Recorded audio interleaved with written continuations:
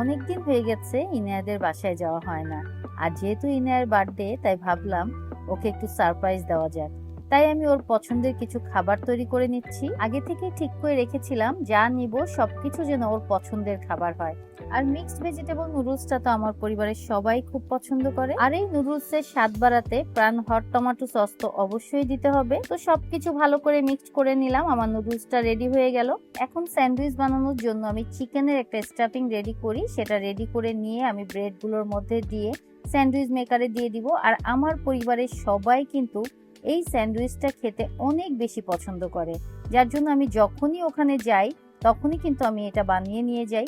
তো এক এক করে আমার সবকিছুই কিন্তু রেডি হয়ে গেছে। আমি কিন্তু সবকিছু বক্সে করে নিয়ে নিচ্ছি। সবগুলো খাবার একটা ব্যাগের মধ্যে নিয়ে এই ফাঁকে আমি নিজেও রেডি হয়ে গেলাম। আমিও রেডি, খাবারও রেডি। এবার চলো ওদের বাসায় যাওয়া যাক। ইনায়া তো আমাকে দেখে অনেক খুশি, আর সাথে তো আমি ওর পছন্দের খাবার এনেছি। ইনায়া তো দৌড়ে যে ওর মাকে ডেকে আনলো, আর আমি ওদেরকে দেখাচ্ছিলাম যে ওদের জন্য আমি কি কি খাবার তৈরি করে নিয়ে আসছি। আর যেহেতু ওদের সঙ্গে সন্ধ্যায় নাস্তা করব, তাই এক এক করে আমি টেবিলে সবকিছু গুছিয়ে নিচ্ছিলাম। ইনায়ার বার্থডের জন্য একটা পুডিংও করেছিলাম। আর প্রাণ সস মানেই তো স্বাদ বাড়াতে বস, তাই এগুলোও আমি বাসা থেকে নিয়ে এসেছি।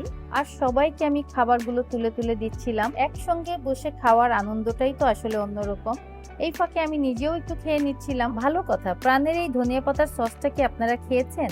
এটা ফার্স্ট আমাকে ইনায়ার আম্মু খাওয়ায়, তারপর থেকে তো আমি এটার ফ্যান হয়ে গেছি।